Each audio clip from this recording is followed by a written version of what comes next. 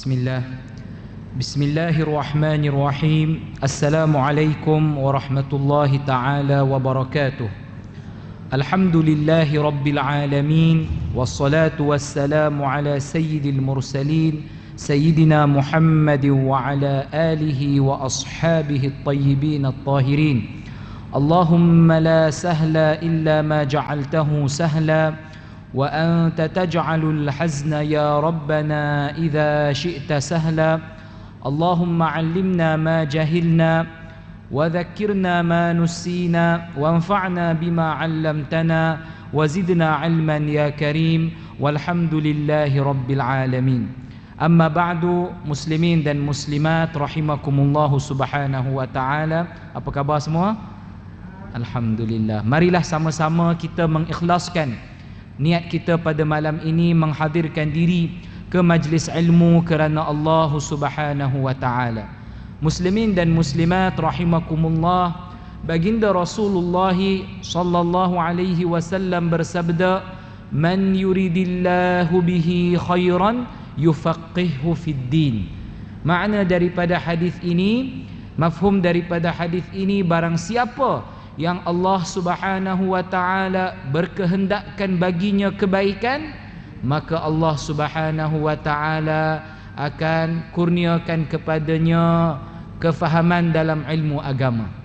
Maka di antara tanda Allah mahukan kebaikan untuk seorang mukmin adalah Allah permudahkan baginya untuk hadir ke dalam majlis mempelajari padanya ilmu agama. Ini adalah tanda kebaikan daripada Allah Subhanahu wa taala. Maka beruntunglah orang-orang yang terpilih, orang-orang yang Allah berkehendak bagi mereka untuk hadir ke majlis ilmu dan gunakan waktu yang lapang untuk mempelajari ilmu agama. Inilah sebaik-baik perkara yang disebut oleh Imam Nawawi rahimahullah di dalam kitab Minhajut Talibin, talabul ilmi anfasu ma tunfaqu fihi nafaisul awqat. Maknanya menuntut ilmu adalah sebaik-baik perkara yang seorang boleh habiskan waktunya yang bernilai dengannya. Maka muslimin dan muslimat, waktu ini kalau kita tidak isi dengan kebaikan, maka mungkin akan diisi waktu kita ini dengan kejahatan. Kata ulama, inna syababa wal faragha wal jidah mafsadatun lil mar'i ayyu mafsadah. Maknanya tiga perkara kalau berkumpul pada seorang insan, iaitu waktu muda dan juga waktu lapang dan juga harta, maka akan bawa kepada kerosakan yang ia adalah sebenar-benar kerosakan. Jadi orang yang muda dapat tubuhnya sihat, ada waktu lapang dan ada harta, kalau tak guna nikmat-nikmat ini untuk kebaikan dan dia habiskan waktunya dengan perkara yang tidak ada manfaat untuk akhirat, dia rugi. Kalau dia lalaikan nikmat-nikmat yang Allah beri kepada dia hari ini, maka dia rugi. Rasulullah bersabda, "Ni'matani maghbunun fihima kathirun minan nas, as-sihhatu wal faragh." Mafhum dari hadis ini, dua nikmat yang banyak manusia lalaikan. Banyak manusia tuan-tuan di zaman ini lalaikan dua nikmat ini. Nikmat apa? Kata Nabi, as-sihhah. Yang pertama nikmat kesihatan. Yang kedua al-faragh, nikmat waktu lapang. Tuan-tuan, hendaklah kita ingat, hari ini kita ada kelapangan waktu dan kesihatan tubuh badan. Tak semestinya nikmat ini akan kekal bersama kita sampai kita tua. Boleh jadi satu hari Allah Subhanahu wa taala hilangkan nikmat ini dari kita. Maka hari ini kita dapat diri kita sihat, boleh jalan kaki, datang majlis ilmu. Boleh jadi satu hari Allah Subhanahu wa taala hilangkan nikmat sihat dari kita, maka kita terlantar di hospital atau di rumah di atas katil. Berapa ramai manusia yang kita dah tengok, yang mana mereka ni dulu sihat macam kita, boleh sembang bergelak tawa macam kita, ya, boleh pergi ke sana ke sini, ke hulu ke hilir, tapi hari ini di mana mereka? Di atas katil, di dalam hospital. Ada yang kena stroke sudah hampir 7 tahun, tak boleh nak bergerak keluar daripada rumahnya walaupun untuk nak pergi ke masjid. Masya-Allah taala. Tuan-tuan dan puan-puan rahimakumullah, begitu juga nikmat waktu lapang. Nikmat waktu lapang ni nikmat yang banyak manusia lalai. Ya, tapi boleh jadi satu hari Allah Subhanahu wa taala jadikan kita sibuk. Allah sibukkan kita dengan macam-macam perkara sampai kita tidak ada kelapangan waktu untuk buat perkara yang kita mampu buat pada hari ini. Jadi muslimin dan muslimat rahimakumullah, hendaklah kita ingatkan diri kita bahawa kita ini berada di dunia ini hanyalah untuk tempoh waktu yang sementara. Maka hendaklah kita gunakan waktu ini untuk pulun dan untuk memperbanyakkan amal untuk kehidupan akhirat. Kerana kita tak tahu bila kita akan meninggal dunia, maka sifat ciri-ciri orang yang soleh, mereka akan pulun, ya, bersungguh-sungguhlah. Pulun ni bahasa kampung, bahasa formalnya bersungguh-sungguh dalam nak mengejar kejayaan di akhirat. Itulah sya'nus salihin, keadaan ahwal orang-orang yang soleh. Kata ulama, man talabal akhirah fala yartahu fid dunya. Barang siapa yang mahukan kejayaan di akhirat, maka janganlah dia berehat di dunia. Janganlah dia banyakkan rehat di dunia, kerana banyakkan cinta kerehatan ini akan mewariskan dalam diri seseorang penyesalan di kemudian hari. Hubbur rahati yurithu minan nadam. Mencintai kerehatan akan mewariskan kepada penyesalan. Maka orang yang dia nakkan kerehatan yang hakiki di akhirat nanti, kerehatan yang berpanjangan dan berkekalan, maka jangan dia banyakkan rehat di dunia. Hendaklah dia berpenat-penat dalam melakukan taat di dunia, bersungguh dalam melakukan taat di dunia. Kerana kata ulama lagi, ta'bul abdani fit ta'ah fid dunya rahatun laha fil akhirah. Kepenatan seseorang hamba di dalam melakukan ketaatan di dunia ini adalah sebab dia beroleh kerehatan yang hakiki di hari akhirat nanti. Jadi barang siapa yang mahukan kerehatan yang hakiki, maka hendaklah dia berpenat-penat di dunia. Barang siapa yang dia banyak rehat di dunia, kata ulama, fa inna kathratar rahati tusabbibu ta'aba fil akhirah. Adapun banyak berehat di dunia ini akan menyebabkan seseorang jadi penat di hari akhirat. Siapa yang tak nak penat di hari akhirat, maka hendaklah dia berpenat-penat di dunia. Dan siapa yang nakkan kerehatan, siapa yang nakkan kerehatan yang hakiki di akhirat, jangan dia banyak berehat di dunia. Muslimin dan muslimat rahimakumullah subhanahu wa ta'ala, maka kita dah lama tak bertemu. Banyak ujian yang melanda, wabak yang berlaku, kekangan yang terjadi menyebabkan kita dah lama tak berkuliah. Tapi moga-moga jangan semangat kita untuk menuntut ilmu ini luntur. Semangat kita untuk mengejar akhirat ini luntur. Kalau kita rasa keberadaan kita di rumah yang lama itu menyebabkan semangat kita berkurang, maka banyakkan hadir majlis ilmu. Majlis ilmu ini ada padanya barakah, ada padanya keberkatan. Kalau malah guru kami kata, kalau seorang dapat hatinya resah, hatinya sedih, mungkin dia ada masalah dengan keluarga dia, mungkin dia ada masalah rumah tangganya, datang majlis ilmu. Kalau seorang dapat dirinya sakit, mungkin dia ada sakit kepala atau demam, datang majlis ilmu. Malah kata ulama pernah sebut, kalau seorang ada hutang piutang pun, datang majlis ilmu. Kerana boleh jadi dengan barakah keberkatan majlis ilmu, Allah Subhanahu wa taala mempermudahkan urusan orang tersebut. Amin ya rabbal alamin. Tuan-tuan dan puan-puan rahimakumullah subhanahu wa ta'ala, maka malam ini sebagai kita nak mula balik, saya ingat rasanya kali terakhir kuliah saya sini Februari ya tuan, Februari. Jadi kalau kuliah yang terakhir Februari, maka sekarang ni dah bulan September, dah 7 bulan. Maka malam ini kita nak sebut tentang tentang ciri orang-orang yang soleh, dan juga kita nak sebut tentang apa ciri orang yang soleh, iaitu berakhlak dengan akhlak yang baik. Dan kita nak sebut juga tentang meninggalkan sikap marah dalam kehidupan kita. Muslimin dan muslimat, apabila kita berbicara tentang meninggalkan sikap marah ini, saya teringat kepada sepotong hadis yang diriwayatkan oleh Abi Hurairah radhiyallahu anhu, bahawa seorang lelaki pernah berkata kepada Nabi sallallahu alaihi wasallam. Apa kata lelaki ini? Lelaki ini kata pada Nabi Muhammad sallallahu alaihi wasallam, "Ausini." Lelaki ini kata mafhumnya, wahai Rasulullah, berikanlah aku satu wasiat. Maka baginda Rasulullah memberikan kepadanya satu wasiat yang ringkas. Kata baginda Nabi, la taghdab. Mafhumnya, janganlah kamu marah.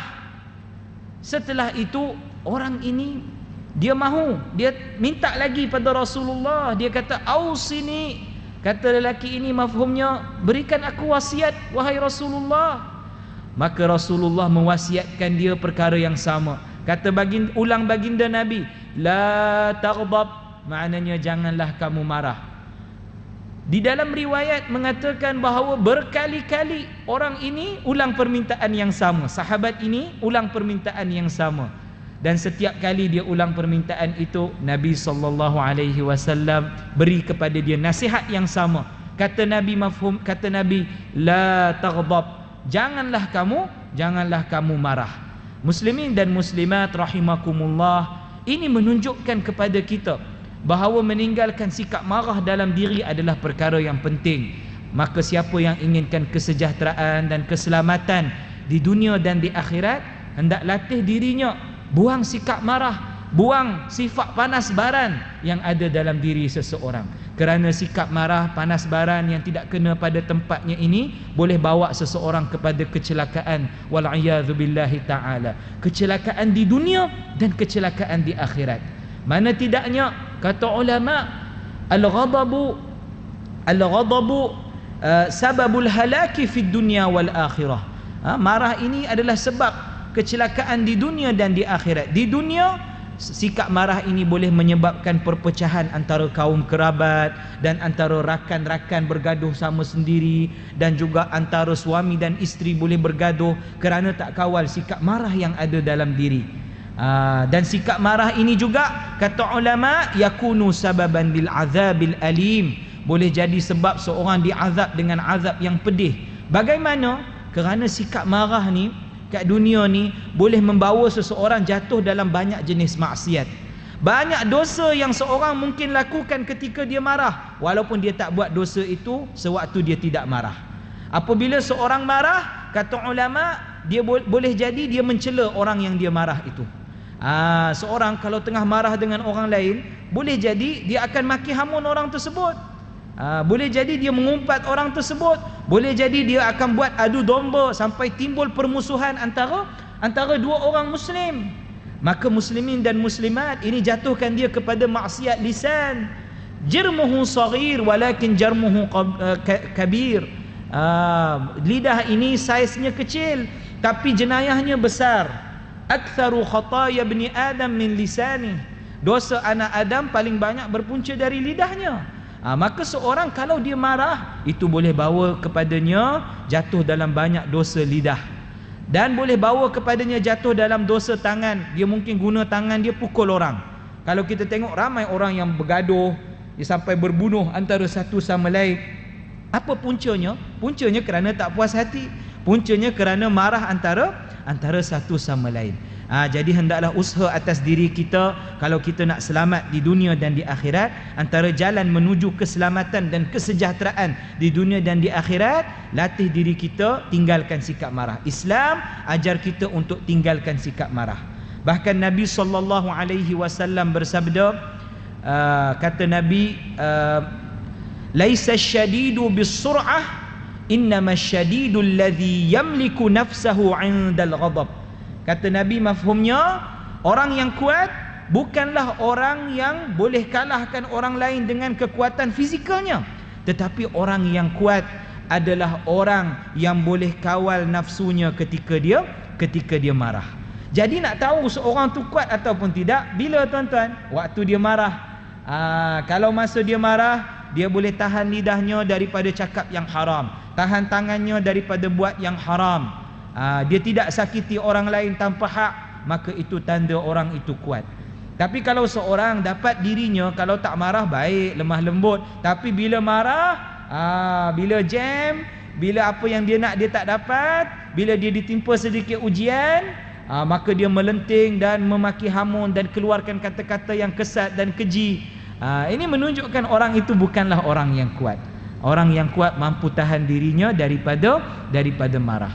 Antara nasihat yang ulama beri untuk seseorang latih diri untuk seorang buang sikap marah yang ada pada dirinya, kata ulama, antara perkara yang membantu seorang meninggalkan sikap marah, yang pertama, asyhudu annallaha khaliqu kulli syai'. Penyaksian bahawa Allah adalah pencipta bagi segala sesuatu. Jadi seorang ingatkan dalam hati, semat dalam hatinya, pegang dengan kuat dalam hatinya, ingatkan dirinya bahawa Allah adalah pencipta bagi segala sesuatu. Maknanya segala sesuatu berlaku dengan ciptaan Allah, dengan kehendak Allah. Tidak ada sesuatu yang bergerak melainkan dengan kehendak Allah Subhanahu wa taala. Tidak ada satu manfaat yang berlaku ke atas seseorang melainkan itu dengan takdir Allah.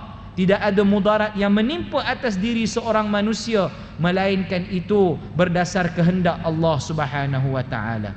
Seorang yang yakin dengan ini, yang dia sentiasa menghayati perkara ini, insya-Allah bantu dia tinggalkan sikap marah. Walaupun apa ujian yang menimpa ke atas dirinya, ke atas keluarganya, walaupun apa yang dia nak di dunia ini dia tidak dapat, tetapi dia latih dirinya untuk bersifat dengan qanaah, rasa cukup dengan apa yang Allah beri kepada dia, redha dengan ketentuan Allah Subhanahu wa taala. Masyaallahu kana wa ma lam yasha' lam yakun. Dia yakin apa yang Allah kehendak untuk terjadi itulah yang terjadi, dan apa yang Allah tidak kehendak untuk terjadi tidak akan terjadi, dan segala sesuatu yang berlaku pada dirinya, sama ada suka ataupun duka, sama ada musibah ataupun nikmat, sama ada ujian atau kesenangan, semuanya berlaku dengan ketentuan Allah. Orang yang yakin dengan ini dan dia menghayati perkara ini dalam kehidupannya, maka insya-Allah bantu dia tinggalkan sikap marah. Yang kedua, kata ulama, wal iktsaru minat tahlil. Ini disebut oleh Syekh Dr. Ahmad Ajur dalam kitabnya Husnit Ta'amul Bainan Nas. Dan antara perkara yang bantu seorang tinggalkan sikap marah adalah memperbanyakkan mengucap la ilaha illallah. Ini zikir yang baik untuk seorang amalkan. Ini adalah afdal zikir. Afdalul zikri fa'lam annahu la ilaha illallah. Nabi sallallahu alaihi wasallam berkata, afdalu ma qultu ana wan nabiyyuna min qabli la ilaha illallah. Kata Nabi, mafhumnya seafdal perkara yang pernah aku ucapkan dan nabi-nabi sebelum aku ucapkan adalah la ilaha illallah. Dan antara kelebihan memperbanyakkan zikir ini, tuan-tuan, membantu seseorang meninggalkan sikap marah. Muslimin dan muslimat rahimakumullah subhanahu wa ta'ala, seorang yang dapat dirinya marah, jangan kalau dia terlintas dalam kepalanya mahu cakap perkara yang haram, terus dia cakap. Ingatlah pesan Nabi sallallahu alaihi wasallam, man samata naja. Mafhumnya, barang siapa yang senyap maka dia selamat. Maka nasihat yang ketiga adalah jangan seseorang bercakap melainkan pada perkara kebaikan. Jika ketika seorang marah ni dapat dirinya nak cakap macam-macam, nak maki hamun, nak cakap perkara yang haram, nak sakiti orang lain, maka hendaklah dia tahan dirinya dan bersabar. Tahan dirinya dan bersabar dan senyap melainkan pada perkara yang baik sahaja. Maka muslimin dan muslimat, banyak waktu seorang kalau tak jaga dirinya ketika marah dan dia cakap apa yang dia mahu cakap ketika itu daripada perkara-perkara yang haram, dia akan dapat dirinya menyesal setelah itu. Dia akan dapat dirinya menyesal setelah itu. Pernah tak kita bercakap dengan ahli keluarga kita, ketika marah kita cakap macam-macam perkara, kita melenting dan kita keluarkan kata-kata yang kesat dan kotor. Kemudian setelah marah kita reda, kita rasa menyesal. Kenapa? Kita mungkin kata, kenapa aku cakap sedemikian? Alangkah baiknya kalau aku tidak cakap sedemikian. Sekarang perkara yang telah aku cakap itu tak mampu untuk aku undur lagi. Apa yang kita telah cakap itu telah berlalu. Maka muslimin dan muslimat, untuk elakkan penyesalan, hendaklah kita jaga lidah kita ketika kita marah. daripada bercakap melainkan perkara-perkara yang baik. Dan di antara nasihat juga yang keempat, seorang dapat dirinya sedang marah, maka kalau dia bukan dalam keadaan berwuduk, ambil wuduk. Ambil wuduk. Dapat dirinya sedang marah, pergi ambil wuduk. Kalau ada ruang untuk dia laksanakan solat sunat, dia buat solat sunat. Muslimin dan muslimat rahimakumullah, baik bagi seorang yang beriman membiasakan dirinya sentiasa dalam keadaan berwuduk. Ini petua yang disebut oleh guru saya, Dr. Abdul Rahman Ammash daripada Lubnan. Ya, satu ketika dia pernah datang ke tanah air kita dan saya tanya dia nasihat, apakah petua kalau nak bagi kita ni sentiasa semangat dalam dakwah, nak jadi orang yang nasyid, orang yang semangat. Kita mahu semangat dalam beramal, tak mahu malas. Walaupun kita selalu dapat diri kita lemah dan malas, macam mana nak semangat? Antara nasihatnya, antara yang disebut oleh guru itu, antara perkaranya adalah sentiasa jaga wuduk. Jadi baik seorang yang muslim ini tuan-tuan dinasihatkan supaya sentiasa jaga wuduk. Apa makna jaga wuduk? Maknanya kalau tuan-tuan dalam keadaan tidak berwuduk, ambil wuduk. Walaupun ketika itu bukannya waktu itu tuan-tuan nak salat fardu atau nak pegang mushaf Al-Quran. Jadi sentiasa dapat diri tuan-tuan wuduk sudah batal, ambil wuduk. Wuduk sudah batal, ambil wuduk. Wuduk sudah batal, ambil wuduk. InsyaAllah ada faedah di sebalik amalan ini. Ini petua yang diberi oleh ulama. Muslimin dan muslimat rahimakumullahu subhanahu wa ta'ala. Maka hendaklah kita latih diri kita untuk tinggalkan ini, sikap marah ini. Dan kita hendaklah berakhlak dengan akhlak yang baik. Maka kita nak sebut pula tuan-tuan tentang berakhlak dengan akhlak yang baik. Rasulullah bersabda, mafhumnya, barang siapa yang ingin dijauhkan daripada api neraka dan dimasukkan ke dalam syurga, man ahabba an yuzahzaha 'anil nar wa yudkhalal jannah, maka hendaklah dia ini matinya dalam keadaan beriman kepada Allah dan hari akhirat. Dan yang kedua, hendaklah dia ini melayan orang lain seperti mana dia suka dirinya layan, yakni melayan orang lain dengan layanan yang baik, yakni mendatangi orang lain seperti mana dia suka didatangi. Berakhlak dengan orang lain dengan akhlak yang baik. Maka muslimin dan muslimat, siapa yang amal dua perkara ini, siapa yang berlaku yang dia ada padanya dua perkara ini, matinya dalam keadaan beriman kepada Allah dan hari akhirat. Yang kedua, dia melayan orang lain seperti mana dia suka dilayan.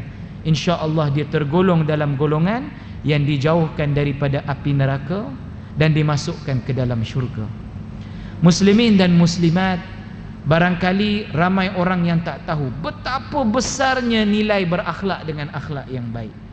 Ramai yang tak tahu betapa tingginya nilai akhlak yang baik ini, sehingga nak menyebut tentang kebesaran nilai akhlak yang baik bagi seorang yang beriman, kita boleh ceritakan dengan menyebut satu hadis Nabi.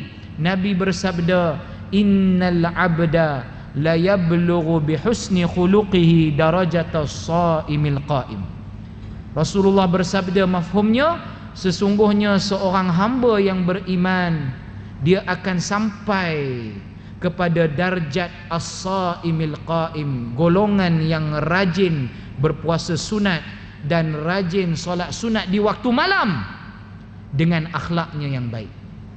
Maknanya tuan-tuan, kalaupun dia tak rajin solat sunat, mungkin kita dapat kita zaman sekarang ni tuan-tuan, sibuk kerja, penat, ada urusan keluarga, mungkin kita tak rajin solat sunat waktu malam. Mungkin seminggu tu sekali atau sebulan sekali je bangun waktu malam solat sunat.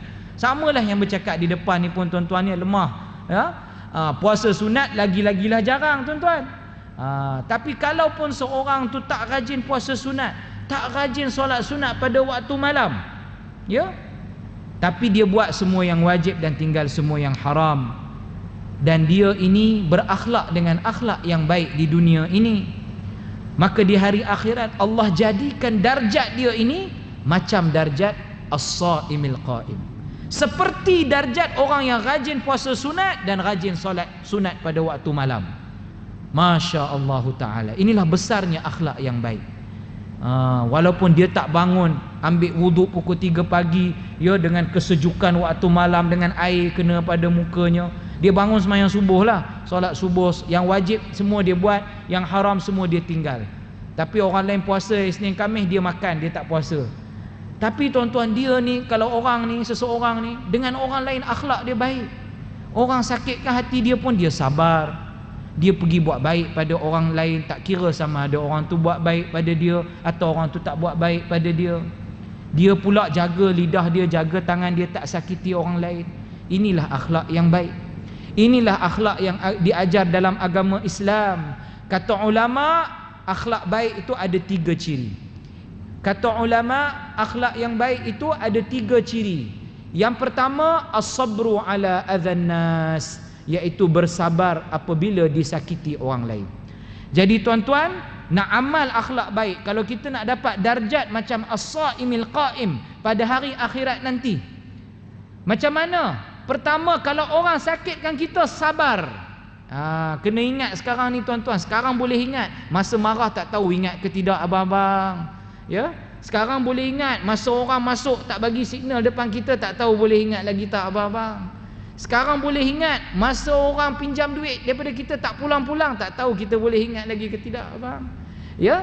Tapi nak ingatkan diri kita, lepas ni kalau ada orang sakitkan hati kita, maka ingat, sabar, kerana ini ciri akhlak yang baik, ya.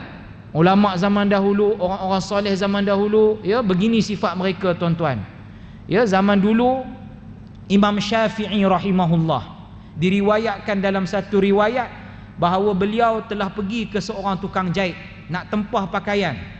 Imam Syafi'i ni bawa pakaian ni, bawa kain tuan-tuan, kain tempah nak buat pakaian. Maka tukang jahit ni dia nak uji Imam Syafi'i, maka sengaja dia jahit salah pakaian Imam Syafi'i. Satu lengan ni dia jahit besar sangat, satu lengan lagi dia jahit sempit, kecil. Allahu Akbar. Bila Imam Syafi'i pakai, Imam Syafi'i nampak satu lengan besar, satu lengan kecil. Kalau kita lah dalam situasi yang sama, apa kita buat tuan-tuan? Kalau tuan-tuan lah, abang-abang semua, 3 hari lagi nak raya, tempah baju, ambil baju satu lengan besar, satu lengan kecil, abang buat apa? Mungkin marah lah abang kan. Kalau saya mungkin mesin jahit tu naik atas kepala tukang jahit. Marah tuan-tuan, orang nak raya, mana nak cari tukang jahit lain lagi kalau 3 hari lagi nak raya. Tapi tengok Imam Syafi'i, tengok macam mana dia betul-betul mengamalkan akhlak Islamiah. Yang mana Imam Syafi'i ini tuan-tuan, bila dia tengok satu lengan besar, satu lengan sempit, dia kata apa? Dia kata, nada'u fi wahidin al-kutub wa fil akhar al-aqlam. Dia kata, yang besar ini kita boleh letak buku-buku, yang kecil ini kita boleh letak pen. Masya Allah Ta'ala. Dia tak marah pada tukang jahit tersebut. Tengok bagaimana dia berakhlak dengan akhlak yang baik. Ciri akhlak baik yang pertama, as-sabru ala adhan nas, bersabar apabila disakiti. Yang kedua, al-ihsanu liman ya'rifu laka wa liman la ya'rifu lak, buat baik kepada orang yang buat baik pada kita dan orang yang tidak buat baik kepada kita.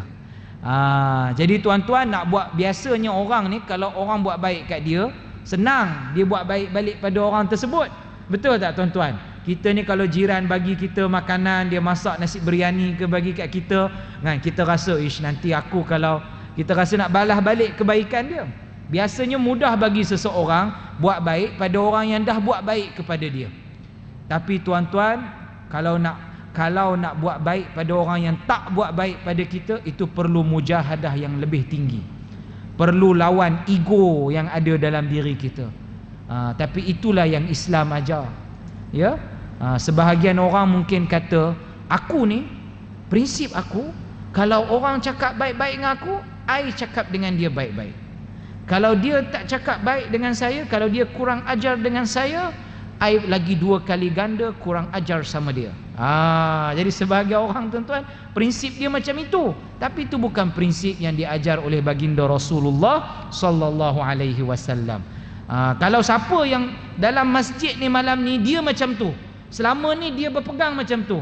Siapa yang dia rasa kalau orang buat baik pada dia, dia buat baik pada orang tu. Tapi kalau orang sakitkan hati dia, dia 2 kali ganda sakitkan hati orang tu.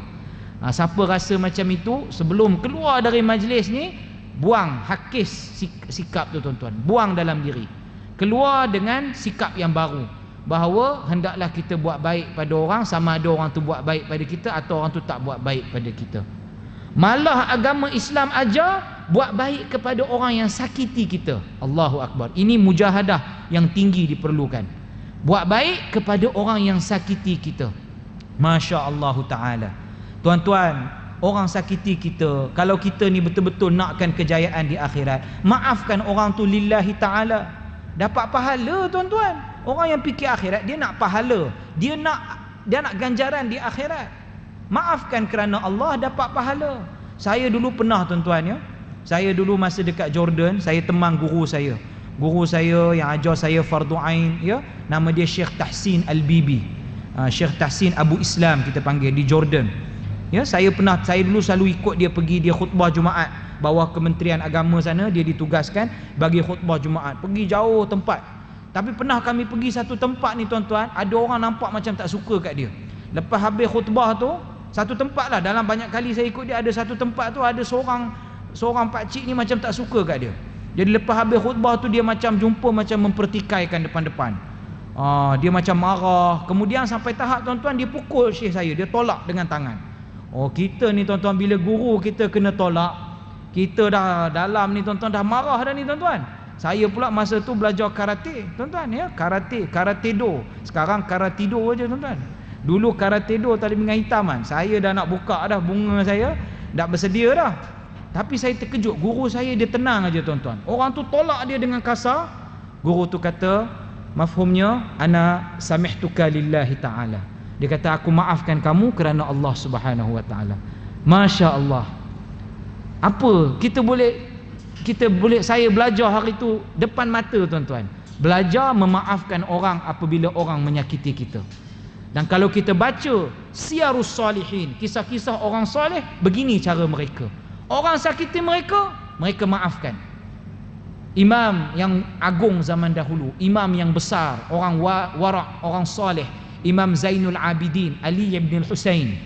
Satu ketika zaman dulu didatangi oleh seorang lelaki ni maki hamun dia depan dia tuan-tuan. Ini bukan maki hamun belakang, ini bukan cakap belakang tuan-tuan, ini bagi direct depan. Datang maki hamun dia depan-depan, tapi dia senyap aja. Bukannya dia pekak, bukannya dia tak dengar tuan-tuan, dia sabar. Orang maki hamun dia senyap, dia tak balas balik apa-apa. Bila tengok imam yang besar ni senyap, orang tu tambah lagi maki hamun dia senyap aja lagi. Sampai ke satu tahap tuan-tuan, orang yang maki hamun ni kata apa? Orang yang maki hamun ni dia kata, iyyaka anni. Dia kata mafhumnya, aku ni sedang maki engkau ni, aku ni sedang maki engkau. Maka barulah Imam Zainul Abidin jawab.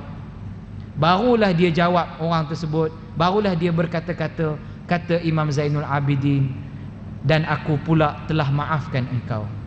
Dan aku pula telah maafkan engkau. Masya Allah Ta'ala. Ini akhlak yang kita nak contoh. Ciri yang ketiga dan terakhir yang saya nak sebut hari ini, ciri akhlak yang baik kata ulama adalah tidak menyakiti orang lain dengan lidah dan dengan tangan. Jangan kita menyakiti seorang yang lain, dengan seorang muslim yang lain dengan lidah kita dan tangan kita tanpa hak. Itu maksudnya. Muslimin dan muslimat rahimakumullah, Rasulullah sallallahu alaihi wasallam bersabda, al-muslim man salimal muslimuna min lisanihi wa yadihi. Mafhumnya, orang muslim yang sempurna adalah orang muslim yang muslim-muslim yang lain selamat daripada lidahnya dan daripada tangannya. Tuan-tuan, janganlah kita sibukkan diri kita menyakitkan hati orang lain dengan percakapan kita. Hidup di dunia ini dengan penuh sederhana, buat apa yang Allah perintahkan, berpegang dengan akidah yang benar, buat segala kewajipan, tinggal apa yang Allah larang, dan jangan kita sakitkan hati orang lain, beramal dengan akhlak yang baik. Jangan kita sibukkan diri kita masuk ke perkara yang tidak ada manfaat untuk kita. Seperti sebahagian orang yang menyibukkan diri dengan gosip dan mengumpat sana sini, tidak ada faedah untuk akhirat. Bahkan warid di dalam hadis, min husnil islamil mar'i tarkuhu ma la ya'ni. Mafhumnya, di antara tanda kebaikan seorang muslim adalah dia tidak melibatkan dirinya dengan perkara yang tidak memberi faedah baginya, tidak bermanfaat baginya. Muslimin dan muslimat rahimakumullah. Maka ini kalau siapa yang mahu darjat yang tinggi di hari akhirat. Dan baginda Nabi menjamin bagi orang beriman yang berakhlak dengan akhlak yang baik, kata Nabi, wa bi baitin fi a'lal jannah liman hassana khuluqah. Nabi kata mafhumnya, rumah yang paling tinggi dalam syurga bagi orang yang berakhlak dengan akhlak yang baik.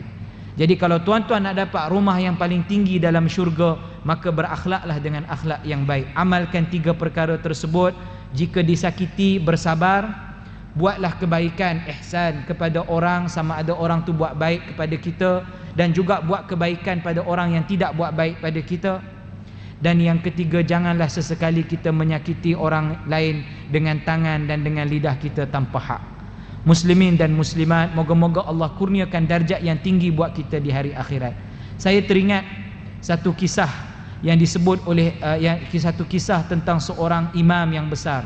Nak sebut juga tentang satu perkara berkait akhlak baik, bahawa akhlak baik ni adalah satu asbab orang boleh menarik orang kepada Islam. Ya, zaman dulu ada imam yang besar. Dia ini ketua ulama tasawuf zaman dia.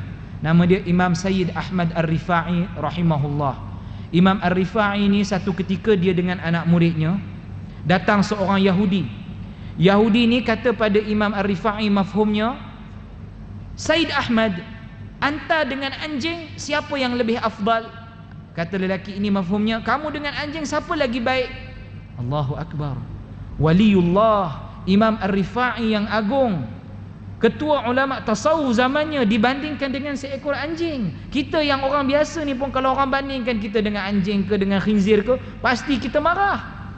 Tapi tengok bagaimana jawapan waliullah, orang soleh ini. Dia jawab dengan tawadhu', kata dia, inna jautu minas sirat fa ana al-afdal wa illa fal kalb. Kata Imam Ar-Rifa'i, mafhumnya, kalau di hari akhirat nanti aku selamat lintas di tiang sirat, maka akulah yang lebih baik. Kalau tidak, maka anjing itulah. Masya Allah Ta'ala. Ini Imam Ahmad Ar-Rifa'i. Orang Yahudi itu dengar jawapan itu, terus dia mengucap, Ashhadu an la ilaha illallah wa ashhadu anna Muhammadar Rasulullah. Muslimin dan muslimat rahimakumullah, amalkan akhlak yang baik. Boleh jadi dengan sebab akhlak yang baik, kawan-kawan kita yang bukan Muslim, yang bukan Islam, mereka tertarik dan masuk dalam Islam. Berapa ramai dalam sejarah umat manusia ini, ramai orang yang bukan Islam masuk Islam kerana tertarik dengan akhlak baik yang ditunjukkan oleh orang Islam. Tapi kalau sebaliknya, kalau seorang Muslim tidak tunjukkan akhlak yang baik, boleh jadi sebab orang bukan Islam yang kenal dia akan lagi jauh daripada ajaran Islam. Muslimin dan muslimat rahimakumullah subhanahu wa ta'ala, moga Allah kurniakan taufik buat kita semua. Saya gembira dapat jumpa dengan abang-abang semua setelah lebih kurang 7 bulan tak dapat jumpa. Ya, maka saya nak hadiah, sebab kegembiraan saya, boleh 1 minit. Saya nak hadiah satu amalan untuk abang-abang semua. Amalan ini diijazahkan oleh guru saya, Fadilatul Syekh Dr. Habib Omar. Dia kata telah warid dalam sebahagian riwayat bahawa siapa yang beramal dengan amalan ini, insya-Allah dia aman dari 2 perkara. Yang pertama, dia aman daripada kefakiran. Yang kedua, dia aman daripada seksa kubur. Hendaklah seorang baca, bukan wajib tapi baik untuk seorang baca setiap hari 100 kali.